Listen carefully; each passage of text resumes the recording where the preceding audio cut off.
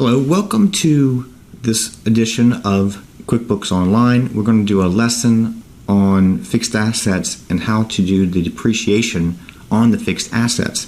So this lesson may be a little longer, and there's some nuances to it that we want to pay special attention to in order to get it correct. What I did was I went ahead and I ran a balance sheet to show you how this should look, and running down the balance sheet, you want to see at the end of the day, you want to see the fixed assets. And so here's my fixed assets. If I open up the fixed assets, you can see I have one set up for the computers, one set up for machinery and equipment, and one set up for trucks. And you can see that we have sub-accounts underneath here. For example, the machinery and equipment has the original cost, and the accumulated depreciation as a sub-account of machinery and equipment. So this is what we originally paid for the machinery equipment we have, and then the depreciation we've taken to date. Same thing for the truck. This is the original cost of the trucks that we have, and then the accumulated depreciation. And so what we'll do is we'll see how to set the accounts up to where they look like that at the end of this lesson. So to start with, let's see how we're going to input a truck that we purchased. So if you bought the truck with a check, you could go through the checking account area. However, most of the time we don't. So we took out a note that was associated with that truck. So we're going to go ahead and we're going to add a new journal entry. So we have a brand new journal entry, and this is the first one, so it pre-numbers it journal entry number 1. However, you can change that if needed. Make sure we're careful with the date. So this is the date we get the truck. So we're going to add to it the truck. So we purchased the truck, and this is the original cost of the truck we're buying. So we're going to not just choose truck, but the sub-account original cost.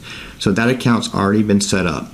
And let's say we're paying $10,000 for the truck. So that's the debit. Since the truck is an asset, we debit to increase the asset. Maybe we have the description Ram truck, but we don't have a customer to associate this with because the truck's used for all customers. And then we're going to buy it with a loan. So we'll select note payable. It pre-populates the credit of $10,000. If you, let's say you bought the truck with a $8,000 loan and you used $2,000 cash, you could make that adjustment just by putting $8,000 here and then putting cash here, maybe coming from your checking account. So if that was the case, then we're all ready to go. All right, say now we have another entry to buy some machinery equipment. So now we're going to buy machinery equipment. But when we look down, we see that there's no account set up for machinery equipment. So we need to set an account up. So we can do that by going into the chart of accounts and adding a new account, or we can do it directly from the journal entry, which is a nice shortcut. So we'll do that. We'll add a new account. So make sure the account type is set up as fixed asset. That's very important. Then for your detail type, we're going to set this up as machinery and equipment. And then the name transfers over to the detail type. We're okay with that. For the description, we don't need any further description. So instead of dealing with the sub-account, there's an easier way to do it. We can just say that we're going to track the depreciation of the asset. And what that does is it sets up sub-accounts for us, which is going to be very useful. Now, the reason it provides us with the original cost and depreciation here is, what if we were a business that's been around for a while and now we're going to start using QuickBooks? And so we already have machinery equipment and some depreciation, and we need to tell QuickBooks what that machinery and equipment costs when we originally bought it and how much depreciation we've already taken. This is where we would do it.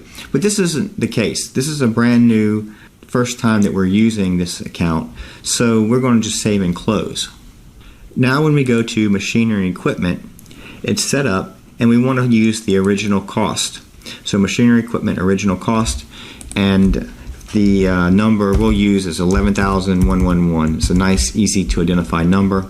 This could be some equipment like a roller that we use. And then how do we buy it? Well, again, we're going to use a notes payable. So notice how you can start typing it in and it finds it for you. And that's the only way. We didn't use any cash. So then we'll save and we'll close that out. We bought some computer equipment and we paid for it with a check. So we can either use the journal entries, or if we want to go ahead and use the check method, that would work too. So we bought it from Computers by Jenny, and we want to use the account for fixed assets for computers. So we'll go down here, and it doesn't exist, so we're going to add a new account, and it's again a fixed asset account, and it's a fixed asset computer, and so the name stays with it. We'll use that, but we can adjust that if we wanted to. And we want to track this, and this is the first time we've ever done it, so there's no original cost or depreciation we need to include. And we'll save that and close it, and then make sure you use fixed assets computer original cost. Let's give it another number that's fairly easy to identify. We'll say 2,222. We'll save it, close. Now let's look at our chart of accounts. So go to the gear, select chart of account, and then when you go down to your different fixed assets, we see the fixed assets for the computer as 2,222. We see the machinery and equipment, 11,111, and then we see the truck, and it's a different amount because we had some stuff in there already from before we did this lesson. So if we open the register, we can see that the beginning amount from previous entries was trucks for $13,495, so there was another truck or trucks, and then we had purchased another Ram truck for $10,000. We haven't looked at depreciation yet, so we'll do that in a subsequent lesson.